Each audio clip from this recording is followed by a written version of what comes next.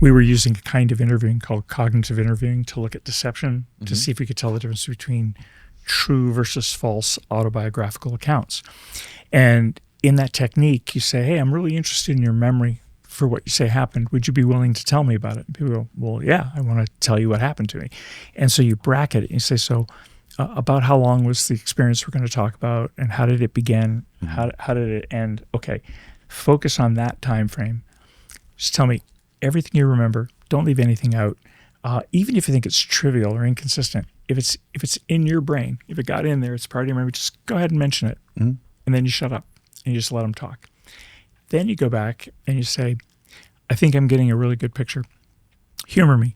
Go back to the beginning, start where you did before, and this time tell me everything that's in your visual memory, everything that you remember like seeing with your eyes. And the next time you go, everything you heard, auditory memory, anything you remember feeling, touching, or tasting in the experience. And people go, oh, yeah, I do remember. There was this weird little noise going on in the other room. I remember wondering if it was a fan from the air conditioning system or something. So it triggers recall of these different things.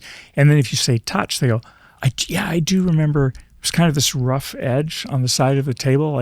I just remember wondering why it wasn't sanded or something. They'll make these crazy little comments. And then you do the thing where you say, well, so now start with the last thing that's in your memory. Tell me what's right before that, and walk me backwards through your memory. What's in your memory right before that, right before that. And it jogs additional material for people. It's kind of like when you lose stuff, you try and retrace your steps in the day. Yeah. Or if you're sitting at dinner and you're talking and somebody loses track, you go, wait, what was I talking about? And what does everybody do? They go, oh, well, we were talking about this. We were talking about this. And something. You go, yes, now I know where I was. And you pick up your story. Right. That's because our memory works by association. Yes. So I think parts of our memory, it's not all in one spot per se. It's coded in different ways. There's different salience. So that was a memory retrieval technique interview. And the paradox in using it in detecting deception studies is that the technique fails to work in people who are selling you a lie, which is really fun, right? They've memorized a story to tell you, and they want to tell their story and stick to it. So there's no real expansion. You don't learn anything new by going through the memory jogging technique. Oh, yes. That makes sense. Yeah, because although it's not true that inconsistencies mean a person's lying, most liars believe that if they're inconsistent, you will know that they're lying. Right. So they try and adhere to their story. So we do something really geeky with that. If you take the transcript from the interview, you can create what's called a type token ratio, which is the ratio of new to reused words. So you can say one small step for man, one giant leap for mankind, just 10 words. But you've used 1 and 4 twice. So you have 8 unique words, 10 total. So 8 to 10 is the type token ratio. Here's the geeky part. Lying changes it. It lowers the unique word count, so it changes the ratio. And we think it's because lying lowers the unique word count. Okay. Yeah, it reduces lexical diversity, meaning you're telling your story and you're sticking to it, and there's more we think it's a side effect of the increased mental workload that's required for telling a reasonably complicated lie, because you have to do a couple of things. If I'm just telling you the truth about what I remember, the work in my head is trying to remember stuff to tell you, because I'm being compliant. I'm going, I'll tell you everything. Right. If I'm lying, I have to remember what happened, so I don't mention it. I have to remember the story I'm telling you. I have to monitor that I don't let anything unnecessarily leak over. Yeah. And I have to pay attention to you to see if you're buying it, to see if I need because I'm trying to sell you something. You're multitasking. I'm multitasking in a different way. And that's one model in the world of detecting deception where I found there's this crossover from my work in memory to then the stuff I was doing in detecting deception. Do you think the idea of or the concept of a photographic memory is a real thing? In some people, yeah. Really? I do. But in other people, no. There's some people who tell you that they don't see pictures in their head. They remember the words about something. So I think for some people, they probably do think in imagery. So but it's probably easier for some people than others. So I think some of the ones are like some of those folks who can do that mind-bending thing of memorizing a deck of cards in 15 seconds. Yeah. Like, well, the idea of creating memory palaces is fascinating. Yeah. Because that works so well. Yeah. I can't get it to work that fast. So I use it. I mean, think about it, right? You go, I'm creating this memory palace. And if I've got it, you're chunking all that data really, really fast in 15 seconds or 20 seconds or 30, whatever the fastest guy is. You know, like, that's amazing to me.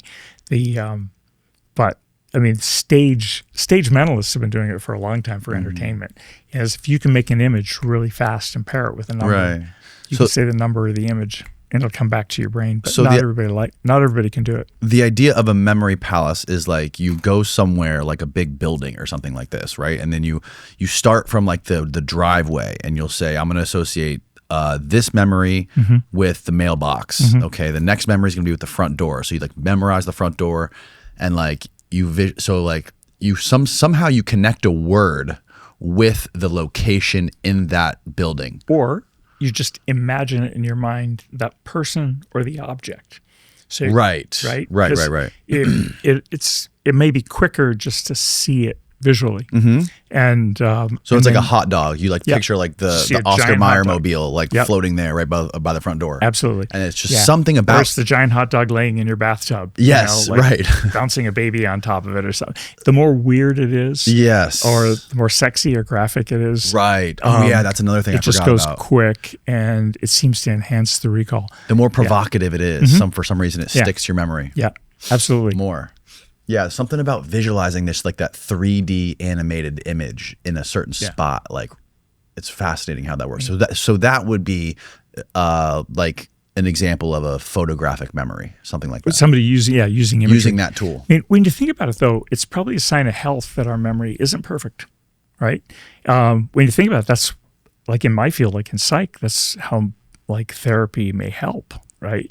Right. So if you always had to live and relive everything in its vividness and intensity, and it never morphed, it never diminished or changed, then we wouldn't see that reduction in emotional responding to it, because that's a memory too, right? Yeah. So the good news is that memory is imperfect, which means that's probably how we move on from stuff. It's probably how we tolerate family reunions. It's how you stay married a long time. You know, you don't go, I remember everything. Yeah. Kind of go. Well, I had this theory about memory that is probably degraded over millennia. Like with the development of technology and the written word and being able to like save stuff, save notes and read and have books and movies and documentaries and all this technology, I feel like taking over for mundane tasks is like, it's got to be like degrading our mental capacities. Well, did you know, I've noticed it since I've had like, you know, a phone,